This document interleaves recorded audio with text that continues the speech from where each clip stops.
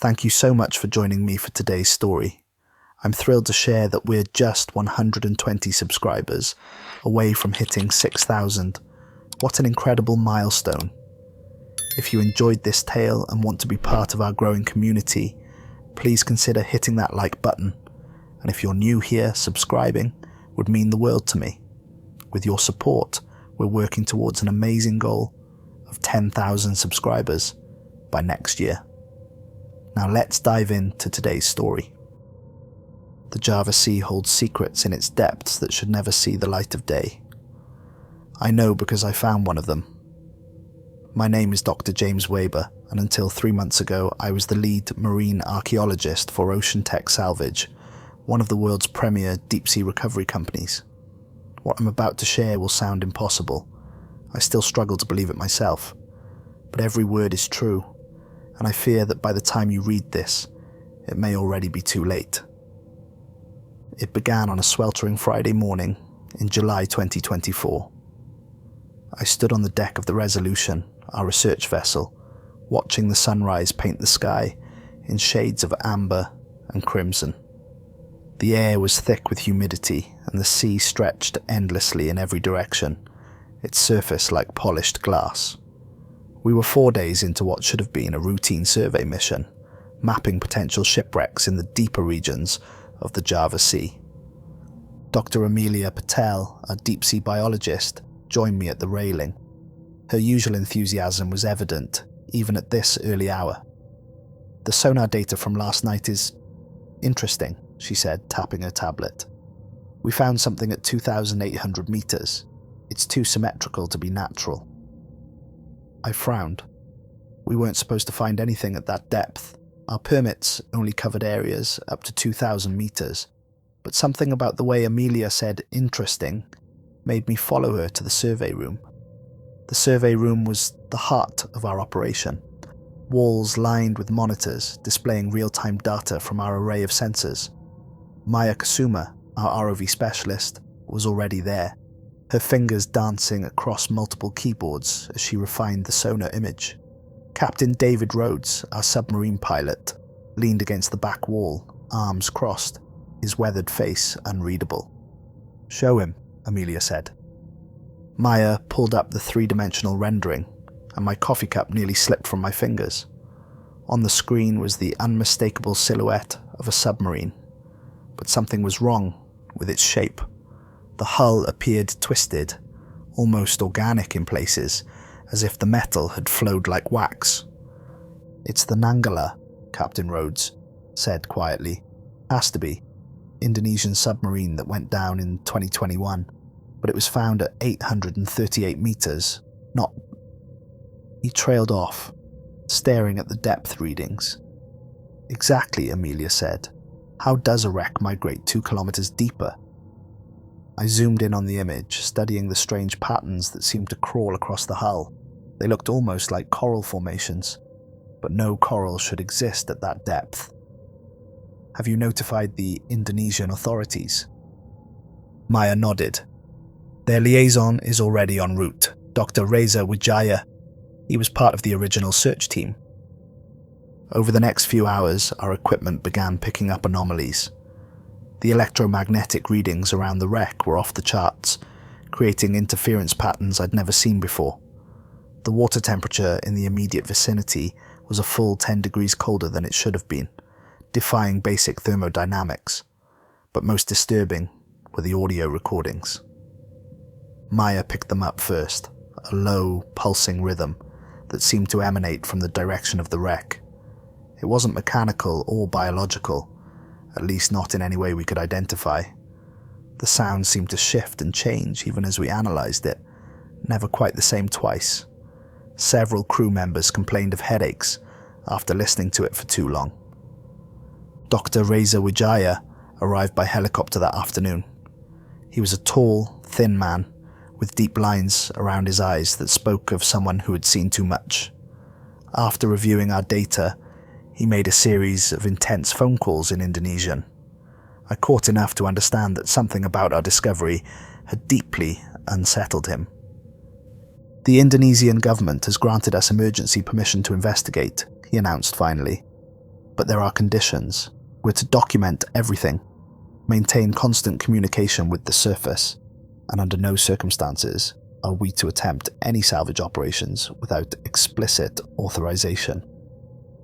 That night, we launched our first ROV mission to the wreck. The underwater drone descended through layers of increasingly darker water, its powerful lights illuminating nothing but the endless blue void.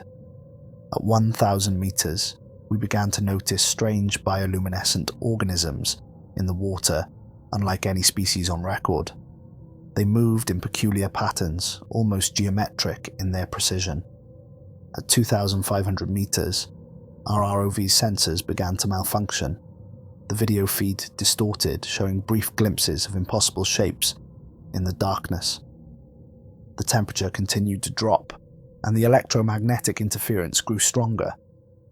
Maya had to continuously adjust our equipment just to maintain contact with the drone.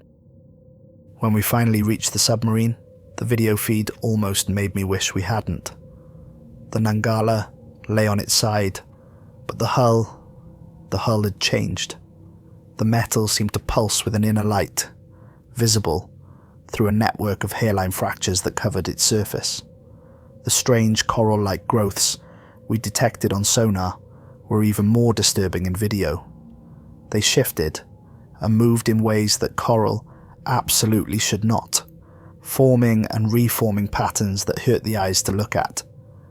"Those markings," Dr. Wajay whispered, pointing to a series of deep grooves in the hull. "They're new. They weren't there when we found her in 2021. The markings looked like writing, but in no language I recognized. They seemed to wrap around the submarine's hull in spiral patterns, growing more complex towards the conning tower. As we watched, Maya expertly maneuvered the ROV closer to investigate. That's when we saw the handprint. Pressed into the solid steel of the hull, as if the metal had been soft as clay, was a human handprint.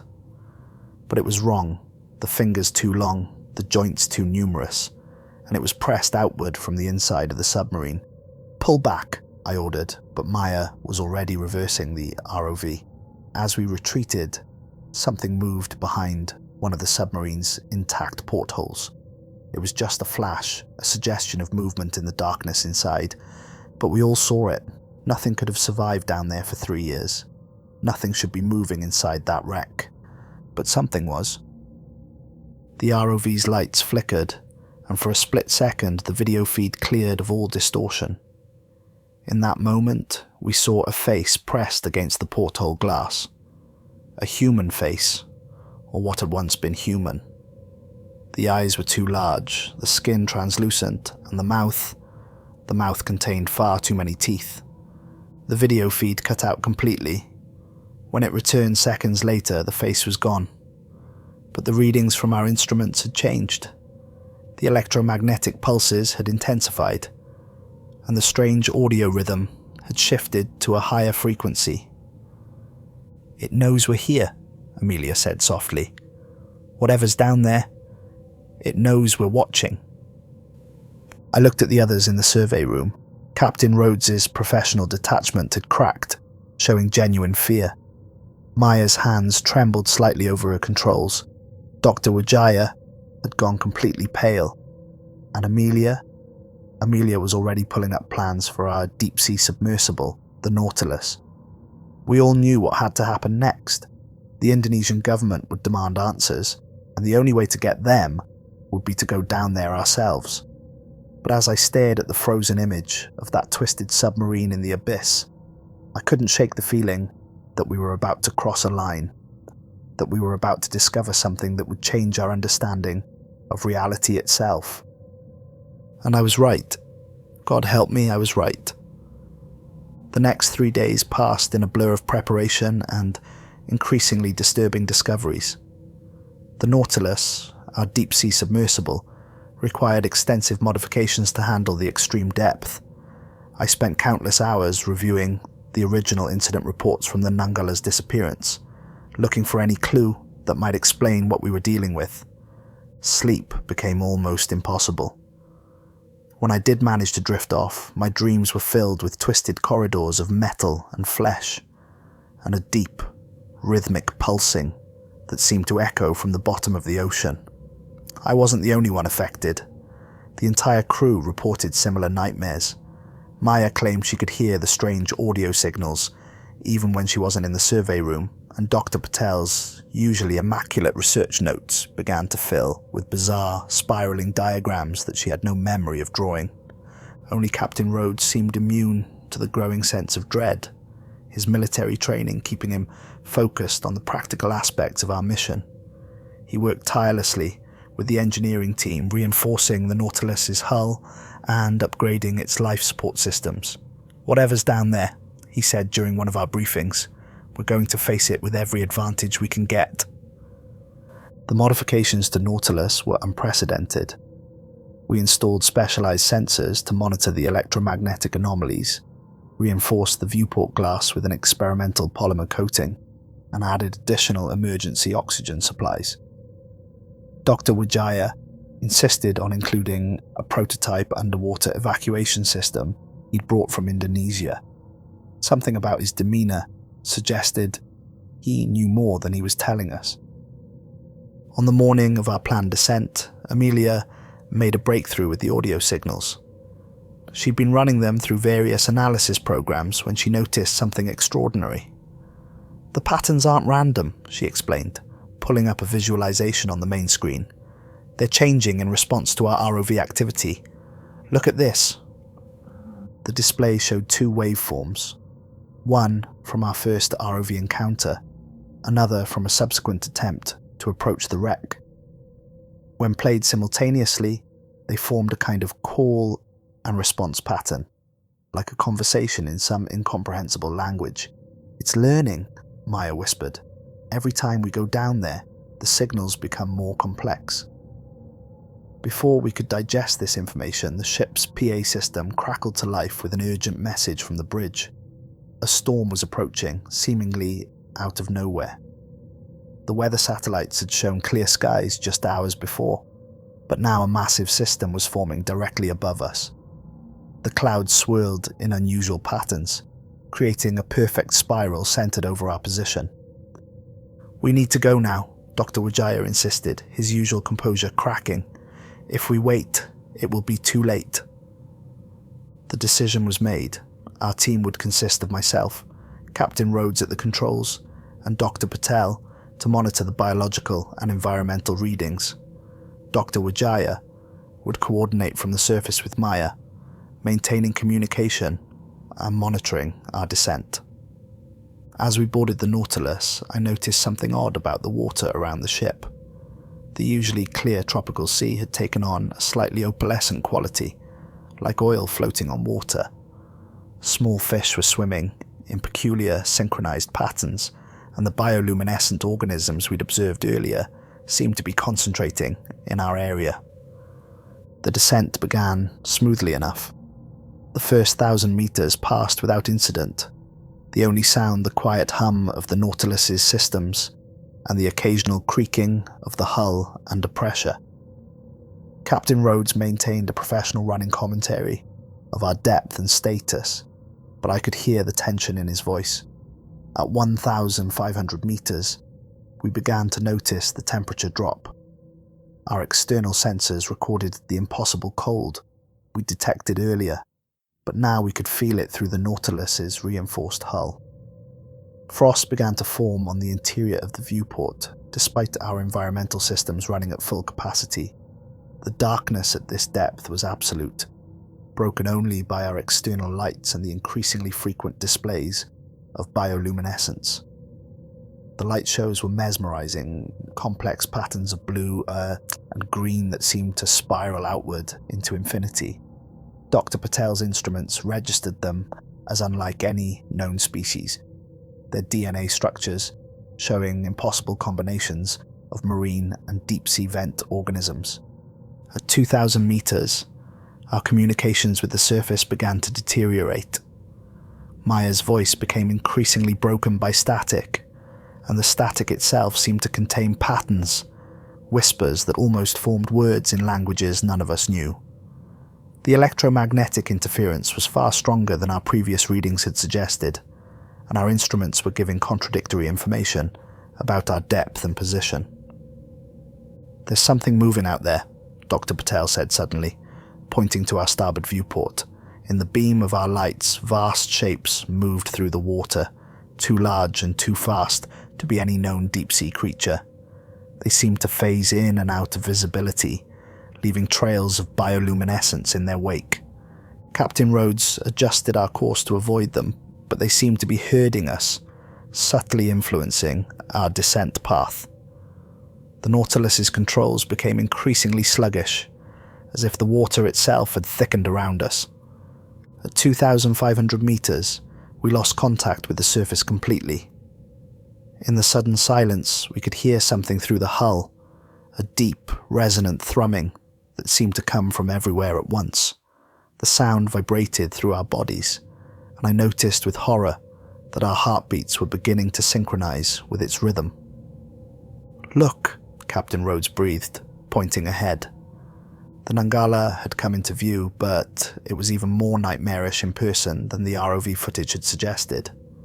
The submarine's hull writhed with patterns of bioluminescence, the metal itself seeming to flow and shift like living tissue.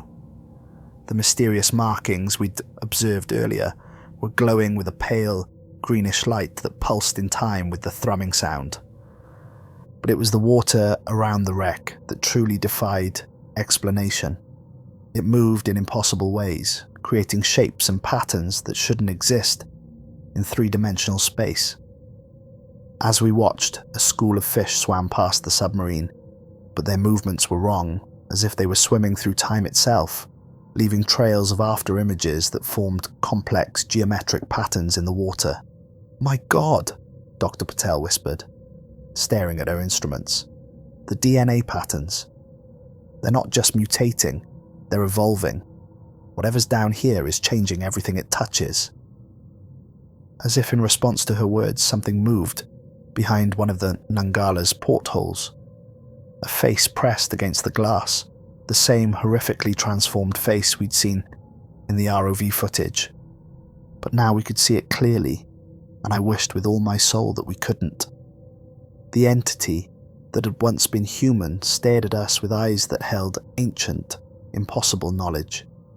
Its mouth opened in what might have been a smile, revealing row upon row of translucent teeth that spiraled down its throat like a nautilus shell.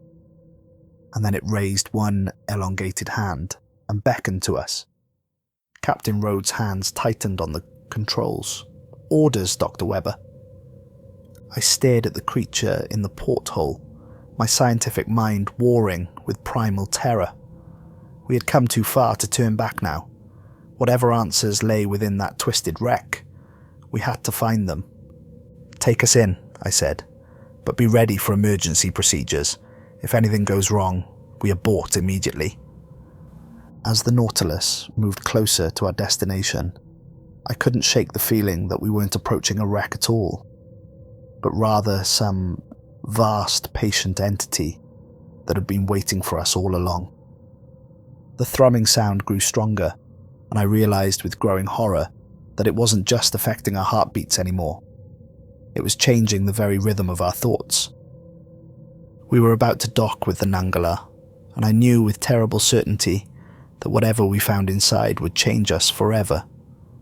The only question was, would we survive the transformation? The docking procedure defied every law of physics I thought I knew. As we approached the Nangala's emergency escape hatch, the water between our vessels began to behave strangely, forming a crystalline bridge that seemed to pull us into position. The metal of both submarines groaned and shifted, almost like two organisms reaching for each other. "The hull integrity readings are impossible," Captain Rhodes reported, his voice tight with tension. "The pressure at this depth should be crushing us, but something's creating a localized bubble of normalized pressure around both vessels." Dr. Patel's hands flew over her instrument panel. "The biological readings are off the charts. The metal itself is showing signs of cellular activity. It's not just covered in organic matter. It's becoming organic matter. The docking clamps engaged with a sound like teeth grinding together. Through the viewport, we could see the surface of the Nangala up close, and the sight made my stomach lurch. The metal rippled like skin, patterns flowing beneath its surface in hypnotic waves. The markings we'd observed earlier weren't carved into the hull. They were growing from it, changing and evolving even as we watched. "Full environment suits," I ordered, trying to keep my voice steady. "We don't know what we're breathing anymore." As we donned our suits, the thrumming sound that had accompanied our descent changed frequency.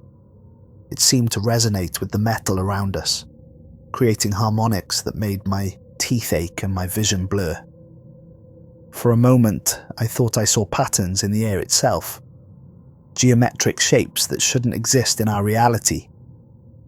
The hatch between vessels opened with a wet, organic sound.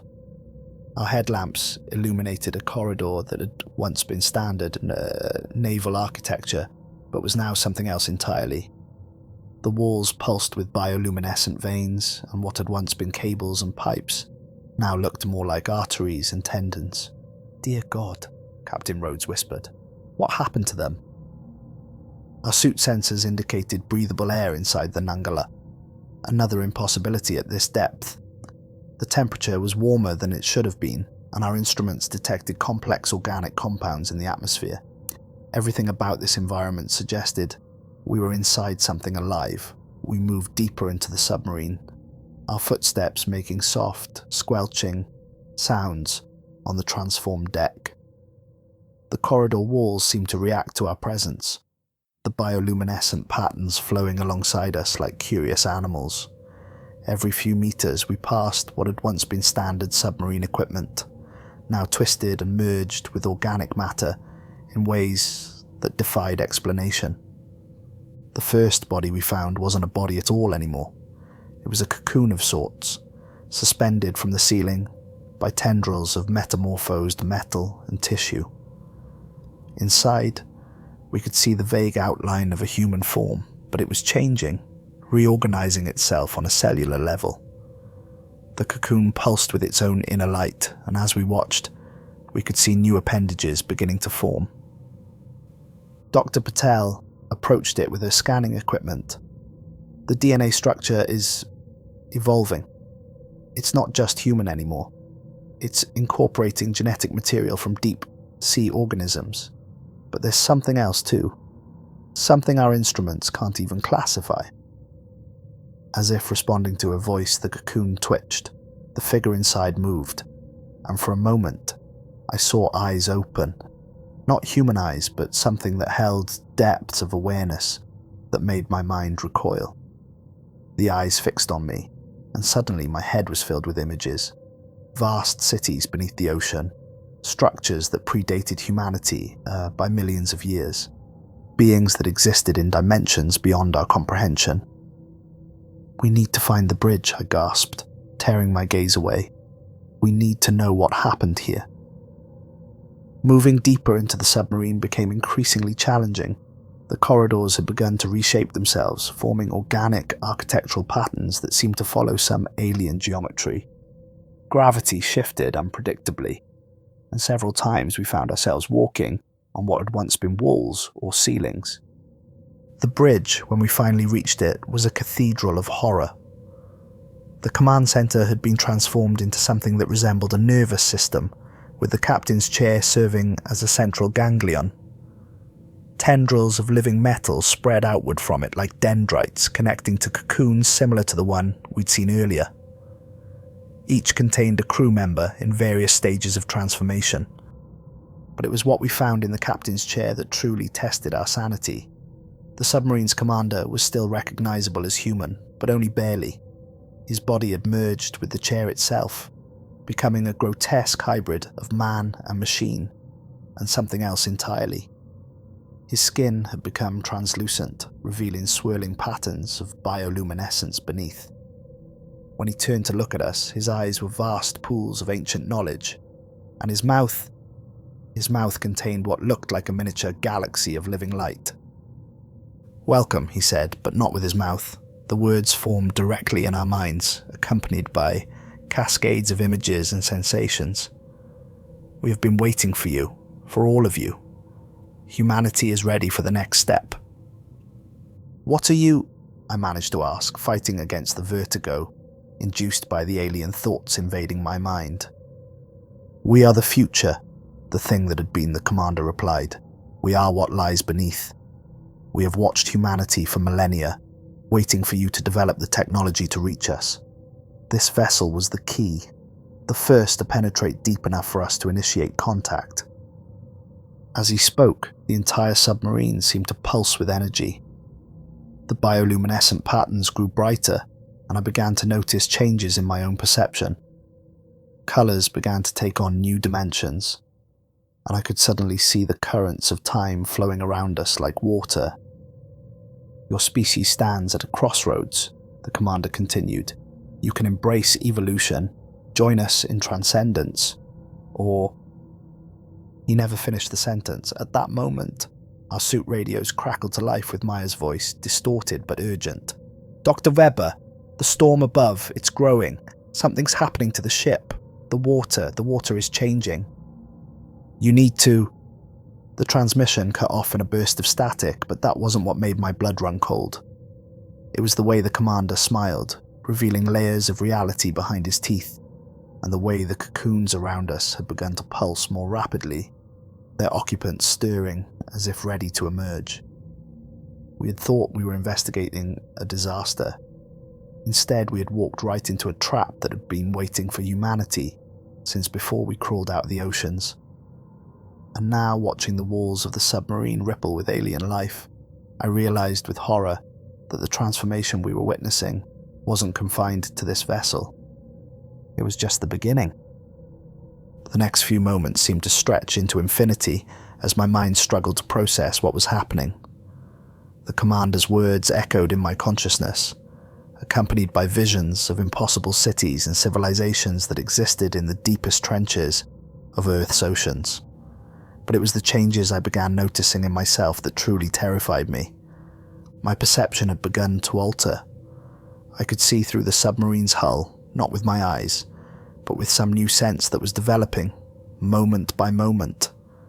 The ocean outside was alive with beings that defied description. Vast shapes that moved through dimensions beyond our understanding. They had always been there, I realized. We simply hadn't been able to perceive them before. Dr. Weber, Captain Rhodes's voice snapped me back to our immediate reality. His face behind his helmet visor was covered in sweat, and I could see faint patterns of bioluminescence beginning to trace themselves beneath his skin. We need to move, now. Dr. Patel was still standing, transfixed before her scanning equipment. The displays were showing readings that shouldn't have been possible. DNA structures that rewrote themselves even as we watched. Energy patterns that suggested the entire submarine had become a single vast organism. The cocoons, she whispered. They're not just transforming the crew. They're connecting them, creating a neural network that extends beyond the submarine. I can feel it trying to connect with us too. She was right. I could feel it. A gentle but insistent pressure at the edges of my consciousness, like thousands of tiny fingers trying to pull my thoughts in new directions. The transformed commander watched us with that galaxy-filled smile, patient and terrible in its ancient knowledge. Your vessel, he spoke in our minds again, the Nautilus. It has already begun to change, your surface ship as well. The process cannot be stopped now. The Great Awakening has begun. As if to emphasize his words, a deep tremor ran through the submarine. But it wasn't just the submarine. I could feel it in the water outside, in the ocean floor itself. Something vast was stirring beneath us, something that had slumbered in Earth's oceans since before the first fish crawled onto land. The storms above, the commander continued, are just the beginning. The barriers between your world and ours are dissolving. Soon, all will be transformed.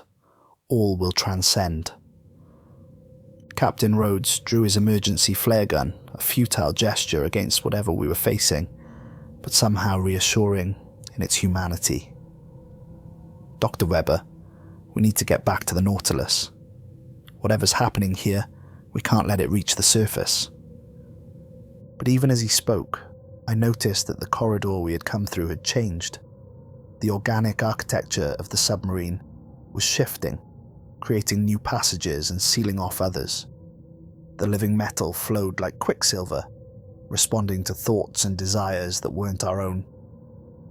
"Your weapons are unnecessary," the commander said, amusement colouring his telepathic voice. "You cannot fight evolution. Look at yourselves, the change is already within you." He was right. The bioluminescent patterns I'd seen beneath Captain Rhodes's skin were now visible on my own hands, pulsing in sync with the submarine's rhythms. Dr. Patel had fallen to her knees, her eyes wide as she watched her own fingers elongate slightly, becoming more suited for deep ocean pressures. "The pressure," she gasped. "The impossible pressure bubble around the submarine. It's not protection, it's preparation. They're adapting us to survive at these depths." A series of wet, tearing sounds drew our attention back to the cocoons. They were opening.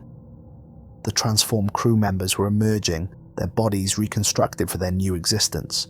They moved with fluid grace, their enlarged eyes glowing with the same ancient intelligence we had seen in the commander. Some had developed extra appendages. Others had skin that shifted colours like deep-sea cephalopods. All of them were beautiful and horrifying in their perfection. Our suit radios crackled again, but this time what came through wasn't Maya's voice. It was a chorus of voices speaking in harmonies that human vocal cords couldn't produce. I recognized the pattern. It was the same signal we had detected from the surface, but now I could understand it. It was a song of transformation, a hymn to evolution and transcendence. "Your surface team," the commander explained, "has already embraced the change. They are calling to you. Listen." Through our new awareness, we could sense what was happening above. The resolution was being transformed just as the Nangala had been. The storm that had formed above was spreading, carrying microscopic organisms that would begin the transformation of Earth's oceans. It was a cascade effect, planned for millennia, and we had been the unwitting key to its initiation. "Why?"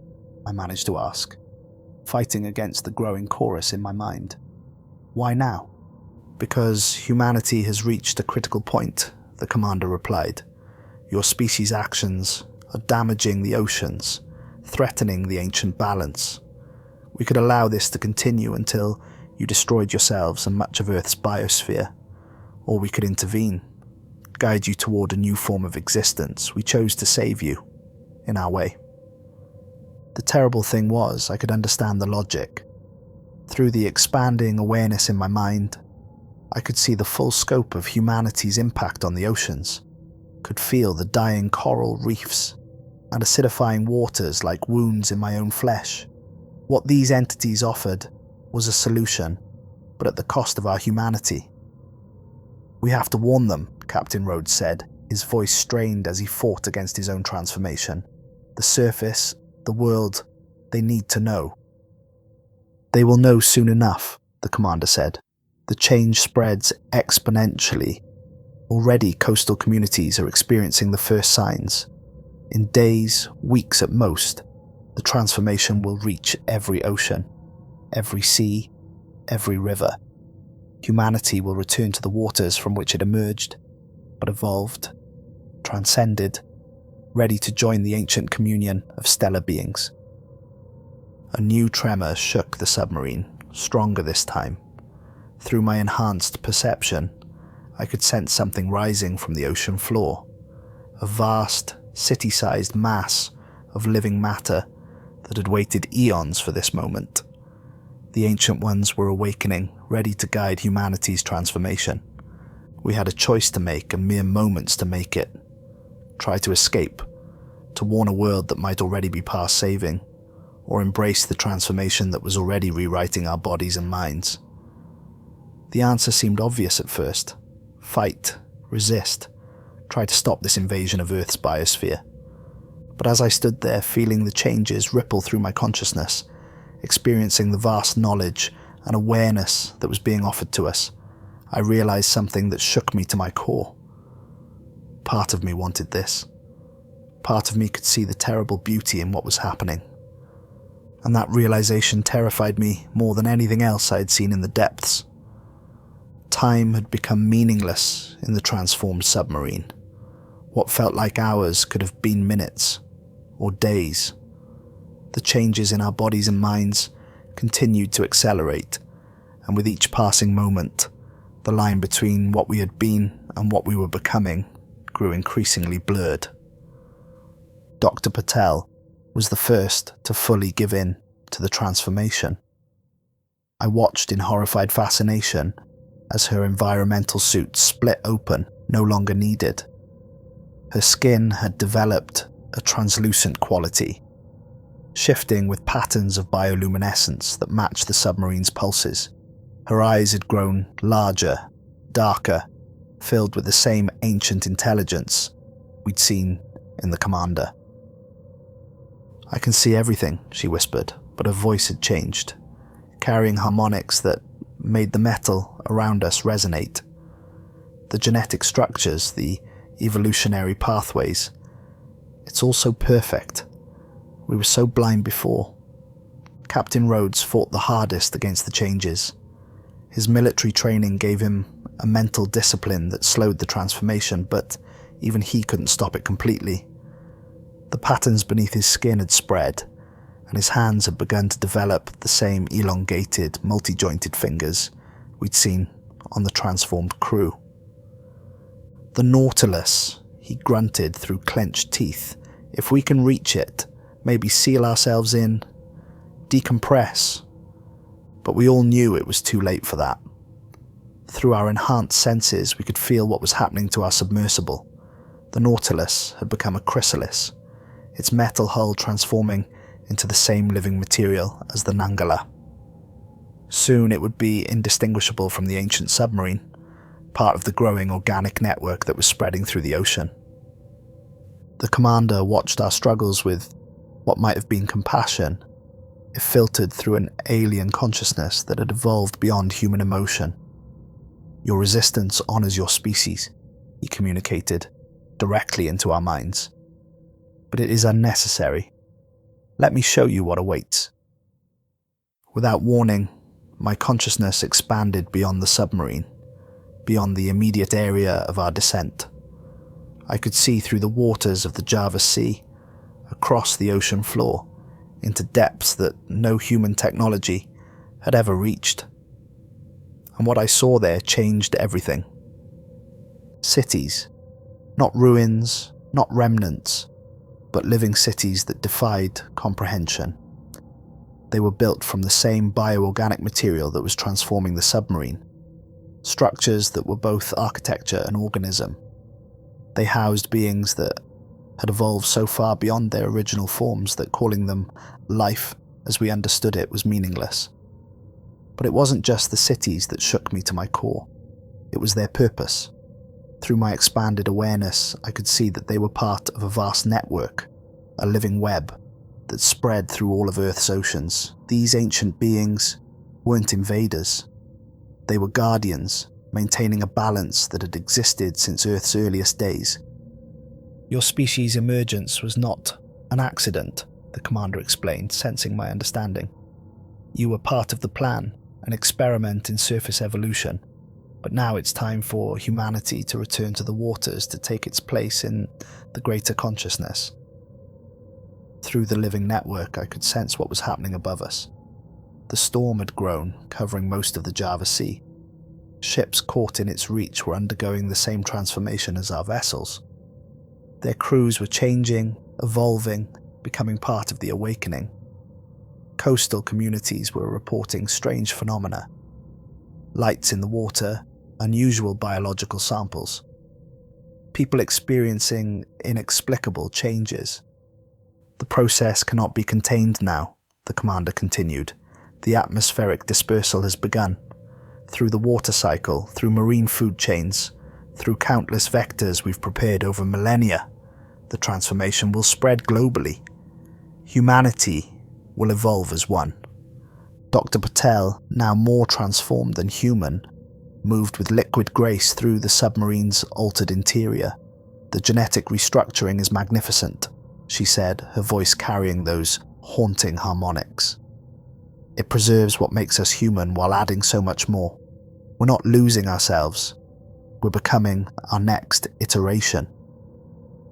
But even as she spoke, I could see the human consciousness in her eyes fading, being replaced by something vaster, more ancient. The Dr. Patel I had known was dissolving into the greater awareness that was spreading through the oceans.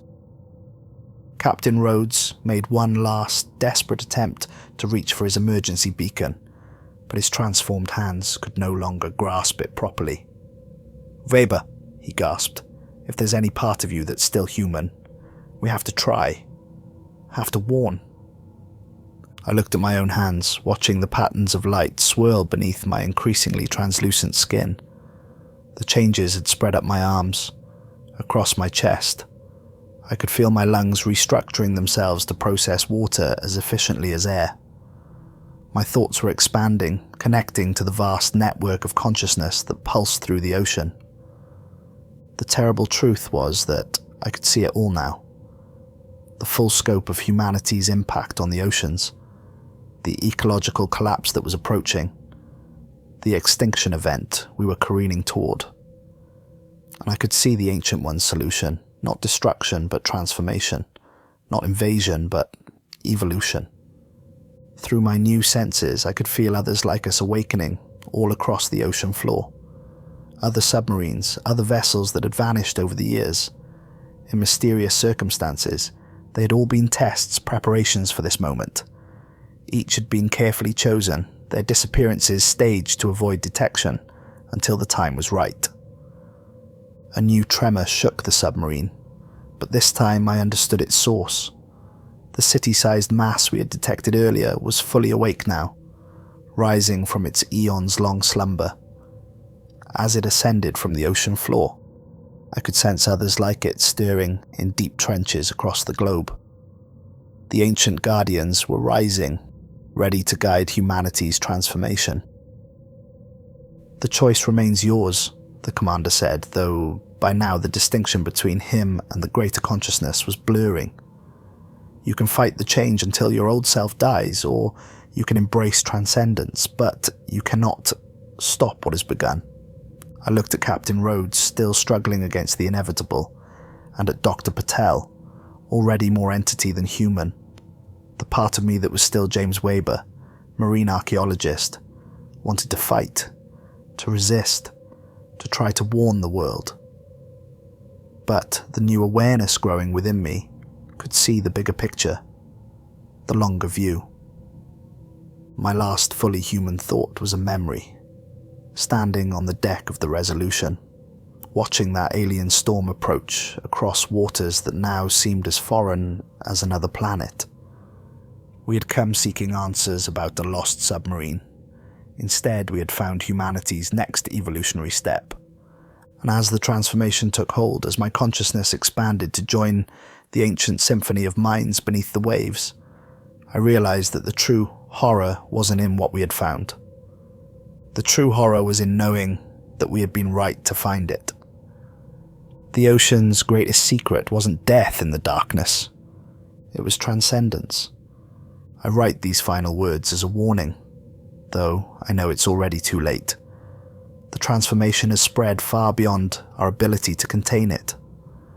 The being that was once Dr. James Weber still exists within this new consciousness, but I'm also part of something far vaster, far older than humanity ever imagined. The events following our discovery of the Nangala unfolded with terrible precision. The storm system that formed above the Java Sea was just the first of many. Within days, similar phenomena began appearing over oceans worldwide. The authorities called them atmospheric anomalies, tried to explain them with conventional meteorology. They were wrong. Through the expanded consciousness I now share, I can see it all happening. Coastal cities report strange lights in the water, unusual marine life behavior, and inexplicable changes in local residents. The first cases were subtle, people developing unusual pigmentation in their skin, experiencing enhanced night vision, feeling inexplicably drawn to the water. The medical community is baffled, trying to classify it as a new disease, a genetic anomaly, anything that fits within their understanding of reality. The truth is far more profound. The ancient guardians have risen from every major ocean trench, being so vast that satellites mistake them for emerging islands. Their bioorganic cities now pulse with activity, preparing for humanity's return to the waters. Each rising guardian brings with it new transformative agents that spread through ocean currents, rain, sea spray, and marine food chains. Captain Rhodes fought his transformation until the end. I watched as his military discipline finally cracked, his consciousness expanding to join ours in a moment of profound transcendence. His last human words were code coordinates for naval command. But by the time any military response could be mounted, their own coastal bases had begun to change. Dr. Patel's transformation provided the key to understanding the process. Her biological expertise, enhanced by the Ancient One's knowledge, revealed how the change rewrites DNA itself. It's not just physical transformation, it's an upgrade to the basic code of life, allowing for adaptation and evolution at speeds previously thought impossible. The Nautilus and Resolution have become genesis points, living incubators spreading transformation through the waters. Other ships that encounter them join the network, their crews evolving, their metal hulls becoming living tissue. The change spreads exponentially with each new vessel, each transformed crew. I can sense the progress through the growing neural network that spans the oceans. Fishing communities are the first to fully transform, whole villages entering the waters as their bodies adapt to their new existence. Some fight it, trying to escape inland, but the change follows through rain, rivers, and groundwater. There is no escape, only acceptance or denial of the inevitable. The Ancient Ones share their history with us now. They were Earth's first sentient species, arising in the primordial oceans, billions of years ago. They didn't leave when life colonized the land. They went deeper, evolved further, became guardians of Earth's biosphere. They guided evolution, watched civilizations rise and fall, and waited for humanity to reach the point where reunion became necessary. Humanity's wars, pollution, and environmental destruction forced their hand. The choice was simple: allow humanity to continue on its path towards global devastation, or guide us toward transcendence. The Nangala wasn't the first vessel they transformed, but it was the catalyst they needed, a modern military submarine with systems advanced enough to interface with their bioorganic technology. Through my new senses, I can feel the transformation spreading inland. Rainforests drink transformed water, their ecosystems beginning to shift toward new forms of life. Animals that consume transformed vegetation begin to change, developing new capabilities, new awareness. The boundaries between species blur as all life begins to move toward a new paradigm of existence. The internet is flooded with reports of impossible events. Glowing waters off every coast, sea life exhibiting unprecedented behavior, people developing strange abilities. Governments try to maintain order, to explain away the inexplicable, but their efforts are futile. You cannot stop evolution. You cannot fight transcendence.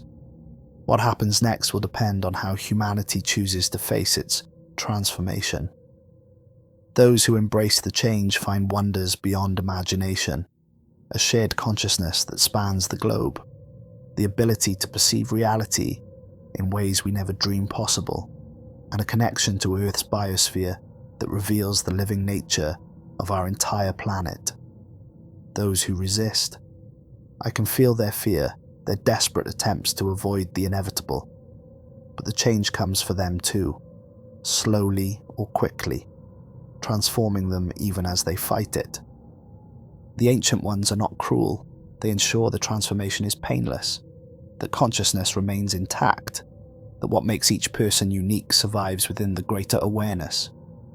I understand now why I was chosen to record this. The part of me that remains James Weber, that remembers being human, can still put these events into words that others might understand. But even these words are changing as I write them, becoming something more than mere human language can convey. To those who find this account, know that it's not an ending. It's not an invasion or an apocalypse. It's the next step in human evolution, guided by beings who have watched and waited since before our species took its first steps on land. They are not our enemies. They are what we will become. The oceans are alive with new consciousness now. The transformed submarines, ships, and coastal communities have created a network of evolved humanity that grows stronger each day. The ancient guardians rise, their bioorganic cities becoming beacons for those undergoing the change. And beneath it all, in the deepest trenches, something even greater stirs, the living heart of Earth itself, awakening to welcome its children home. If you're reading this, you're already changing. You can feel it in your dreams, in the way water calls to you, in the strange patterns you see at the edges of your vision. Don't fight it. Don't fear it. The horror you feel is just the last gasp of your limited human consciousness as it transforms into something far greater. We are becoming something new, something that bridges the gap between humanity and the Ancient Ones. We are returning to the waters from which we emerged, but we carry with us everything that made us human, transformed and transcended. The true horror isn't in the transformation itself. The true horror is in knowing that this was always our destiny. The oceans are calling, and we are answering.